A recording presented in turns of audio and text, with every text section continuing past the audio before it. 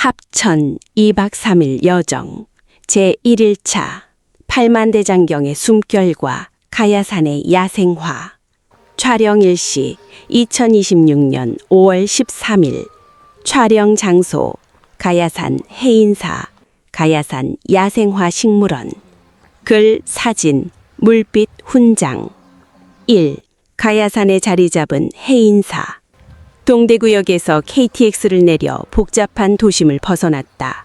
차창밖 풍경이 점점 짙은 초록으로 바뀌더니 이내 해발 1430m의 위용을 자랑하는 가야산의 품에 안겼다. 가야산은 우리나라 12대 명산 중 하나로 옛부터 산세가 천하의 절경이라 일컬어지던 곳이다. 1시간 남짓 달려 도착한 해인사 입구. 맑은 공기가 배부 깊숙이 스며들며 여정의 시작을 알렸다. 2. 가야산 소리길. 물소리, 바람소리, 새소리. 설레는 마음을 안고 가야산 소리길로 들어섰다. 이곳은 팔만대장경을 만나러 가는 단순한 길이 아니다. 이름 그대로 자연의 온갖 소리를 만끽하며 걷는 치유의 길이다. 길가에는 하얀 꽃을 가득 피운 노린재나무가 가장 먼저 인사를 건넸다. 이맘때 만나는 노린재나무의 순백은 언제 봐도 정겹다. 계곡은 깊어 하늘이 보이지 않을 정도였지만 간간히 숲 사이로 비치는 파란 하늘은 보석처럼 빛났다. 물소리, 바람소리, 새소리에 귀를 기울이며 걷다 보니 어느덧 웅장한 세계문화유산 해인사 고려대장경 편전 표지석이 나타났다. 3. 천년고찰 해인사의 장엄함. 성보박물관을 지나 드디어 해인사 경내에 들어섰다. 곧 다가올 부처님 오신 날을 준비하며 마당을 가득 메운 오색 연등이 바람에 일렁였다. 사찰의 규모는 압도적이었고 전각마다 깃든 세월의 무게가 느껴졌다. 특히 경내를 장식한 정교한 문양의 목조 조각과 단청은 천년고찰의 위엄을 그대로 보여주었다. 4. 팔만대장경과의 만남, 지혜와 정성의 결정체. 드디어 이번 여행의 목적인 팔만대장경과 마주했다. 고려시대 몽골의 침입을 부처님의 힘으로 막아내고자 했던 간절한 염원이 담긴 팔만여장의 목판. 6.25 전쟁의 포화 속에서도 이 귀중한 유산을 지켜낸 사람들의 용기가 떠올라 가슴이 뜨거워졌다. 판전 주변에는 매발톱과 쓴바귀 꽃들이 무리지어 피어 있었다. 역사적 가치만큼이나 이곳에서 바라보는 해인사의 전경과 굽이굽이 휜 소나무의 모습은 가히 일품이었다. 수백 년 동안 이 경판들을 지켜온 것은 조상들의 과학적인 설계와 더불어 이 땅의 자연이 아닐까 하는 생각이 들었다. 5. 가야산 야생화 식물원. 5월의 꽃잔치. 해인사를 뒤로 하고 성주에 위치한 가야산 야생화 식물원으로 향했다. 입구에서 애기 말발도리가 앙증맞은 모습으로 반겼다. 식물원 내부의 전시는 매우 독특하고 수준이 높았는데 특히 가야산 자생식물들을 촬영한 사진들은 전문 작가의 내공이 느껴질 만큼 뛰어났다. 전시관을 돌며 붓꽃, 창포, 앵초 등 5월에 만날 수 있는 다양한 야생화들을 렌즈에 담았다. 자연이 주는 선물 같은 풍경에 다시 한번 감사함을 느꼈다. 오늘의 여정을 마치며 합천에서의 첫날은 역사의 깊이와 자연의 아름다움을 동시에 느낄 수 있는 귀한 시간이었다. 이제 숙소인 오도산 자연휴양림으로 향한다. 숲의 고요 속에 몸을 뉘이며 내일 이어질 합천 황매산의 철쭉과 합천의 야생화의 또 다른 모습을 기대해본다.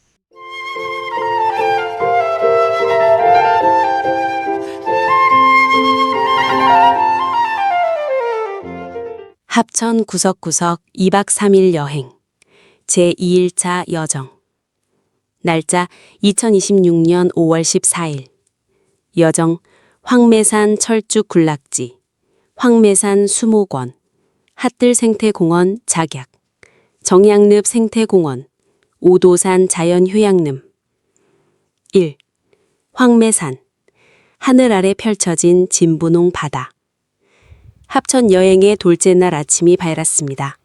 오늘은 이번 여행의 하이라이트인 황매산의 철쭉을 만나러 서둘러 길을 나섭니다. 매년 5월이면 황매산은 산 전체가 불타오르듯 붉게 물듭니다. 공식적인 축제는 지난주에 끝났지만 오히려 인파가 조금 빠진 지금이 꽃을 온전히 즐기기엔 더없이 좋은 시기입니다. 황매산의 가장 큰 매력 중 하나는 해발 800m가 넘는 정상 부근까지 자동차로 쉽게 접근할 수 있다는 점입니다. 연로하신 어르신들이나 아이들도 큰 힘 들이지 않고 이 장엄한 풍경을 마주할 수 있지요. 차에서 내려 조금만 걸어 올라가면 하늘과 맞닿은 듯 드넓은 구릉지가 온통 진분홍빛 철쭉으로 뒤덮여 있습니다. 이곳은 영화 태극기 휘날리녀의 촬영지로도 유명합니다. 능선을 따라 걷다 보면 마치 영화 속 주인공이 된 듯한 기분이 듭니다. 봄에는 철쭉이 우리를 반겨주고 가을에는 은빛 억새가 장관을 이루는 이곳은 사계절 내내 합천의 보물 같은 곳입니다. 2. 황매산 수목원. 숨어있는 야생화와의 은밀한 미팅. 철쭉의 화려함에 취해 내려오는 길, 은행나무 주차장 옆에 자리한 황매산 수목원에 들렀습니다. 화려한 철쭉 군락지도 좋지만 저처럼 야생화를 사랑하는 사람들에게는 수목원의 아기자기하고 귀한 꽃들이 더 큰 즐거움을 줍니다. 방문자 센터 입구부터 정성스럽게 가꾸어진 꽃들이 저를 반깁니다. 깊은 산속의 기운 덕분일까요?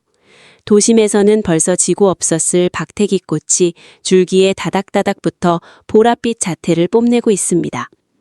수목원 구석구석을 누비며 귀한 인연들을 만납니다. 1. 흰 금낭화.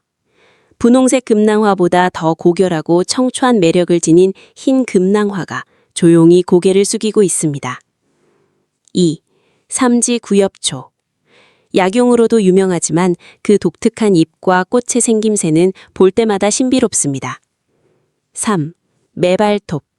날카로운 발톱을 닮은 꽃 뒷부분이 인상적인 매발톱 꽃도 한창입니다. 4. 클레마티스. 보랏빛 커다란 꽃잎이 덩굴을 타고 올라가 화사한 인사를 건넵니다. 은방울꽃의 수줍은 종소리가 들릴 듯한 숲길을 걸으며 자연이 주는 위로를 만끽합니다. 3. 핫들 생태공원. 작약이 수놓은 거대한 꽃의 바다. 한강변에 위치한 핫들 생태공원으로 향합니다. 지금 이곳은 그야말로 작약의 천국입니다. 철쭉이 산등성을 물들였다면 작약은 너른 들판을 가득 메우고 있습니다. 파노라마처럼 펼쳐진 작약 꽃밭은 끝이 보이지 않을 정도로 광활합니다. 레드색, 핑크색, 화이트색 작약이 어우러진 풍경은 마치 거대한 꽃 카페트를 깔아놓은 듯합니다. 특히 올해는 꽃의 생육 상태가 아주 좋아 주먹번한 꽃송이들이 저마다의 화려함을 뽐내고 있습니다. 자세히 들여다보면 작약의 종류도 참 다양합니다. 혓바닥처럼 얇은 꽃잎이 겹겹이 쌓인 일반적인 작약부터 꽃 중심부의 노란 수술이 화려하게 발달한 품종과 마치 카네이션처럼 속꽃잎이 빽빽하게 들어찬 이색적인 작약까지. 4. 정양늪 생태공원. 만년의 시간이 빚은 생명의 요람. 오늘의 마지막 여정은 정양늪 생태공원입니다. 종합 안내칸을 보니 이 늪이 얼마나 정교한 생태계를 이루고 있는지 한눈에 들어옵니다. 만년 전 후빙기 때부터 형성된 이 습지는 합천의 보물 같은 곳입니다. 데크길을 따라 걷다 보면 잔잔한 수면 위로 버드나무 군락과 수생식물들이 평화롭게 어우러진 풍경이 펼쳐집니다. 늪 가운데 외롭게 떠있는 나무 한 그루가 거울 같은 물에 비치는 모습은 한 폭의 수묵화 같습니다. 마치 무아한 백로 한 마리가 물을 걸으며 먹이 활동을 하는 모습이 포착되어 얼른 렌즈에 담았습니다. 저도 이곳의 아름다운 생태를 생생하게 기록하기 위해 카메라를 들었습니다. 생태학습관 내부의 정양늪의 사계 전시를 보니 눈 덮인 겨울이나 황금빛 억새가 가득한 가을의 모습도 궁금해집니다. 수련, 가시연꽃 등 100여 종의 식물이 터전을 잡은 이곳은 식물들의 거대한 텃밭이자 쉼터입니다. 여정을 마무리하며 쉼 없이 달려온 2일차 열정을 마치고 이제 숙소인 오도산 자연휴양림으로 향합니다. 깊은 숲의 향기를 맡으며 내일의 여정을 위해 휴식을 취하려 합니다. 합천의 구석구석을 누비며 아름다운 풍경을 기록할 수 있는 건강에 깊이 감사한 하루였습니다. 오늘 카메라에 담은 꽃들과 습지의 평화로움이 제 유튜브 채널 물빛 훈장 식구분들에게도 시원한 바람 같은 휴식이 되길 바랍니다.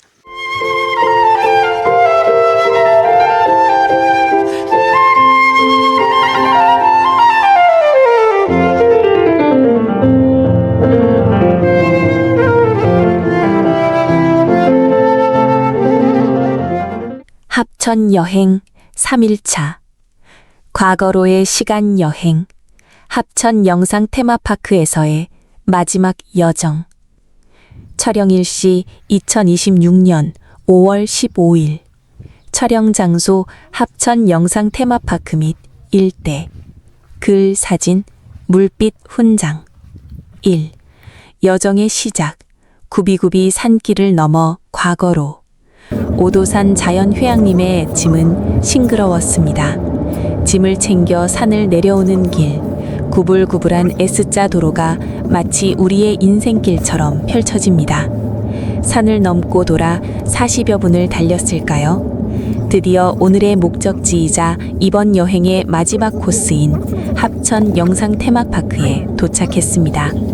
입구인 가호역 앞에 서니 붉은 벽돌과 기와 지붕이 벌써부터 근현대의 향수를 자극합니다. 매표소 앞에 안내도를 가만히 들여다봅니다. 1920년대부터 1980년대까지 서울, 그러니까 경성의 거리를 그대로 옮겨놓은 국내 최대 규모의 시대극 촬영지답게 그 규모가 상당합니다. 2. 경성 거리를 걷다. 영화 속 한 장면이 되어. 테마파크 안으로 들어서니 타임머신을 타고 과거로 돌아간 듯한 착각에 빠집니다. 거리 곳곳에는 우리에게 익숙한 영화 포스터들이 걸려 있습니다. 말모이, 밀정, 오빠 생각. 이 거리를 거닐었던 수많은 배우들의 숨깔이 느껴지는 듯합니다. 특히 길림 조선인 교회라는 현판이 붙은 낡은 문 앞에서는 잠시 발걸음이 멈춰집니다. 독립운동가들의 뜨거운 외침이 들려오는 것 같아 가슴 한구석이 뭉클해지기도 합니다. 70년대 종로거리와 적산가옥거리를 번갈아 걸으며 제가 어릴 적 보았던 서울의 옛 풍경들을 추억해봅니다. 세월은 흘렀어도 그 시절의 정취는 이토록 선명하게 재현되어 있네요. 3. 야생화와 함께하는 휴식, 작약과 꽃들의 향연.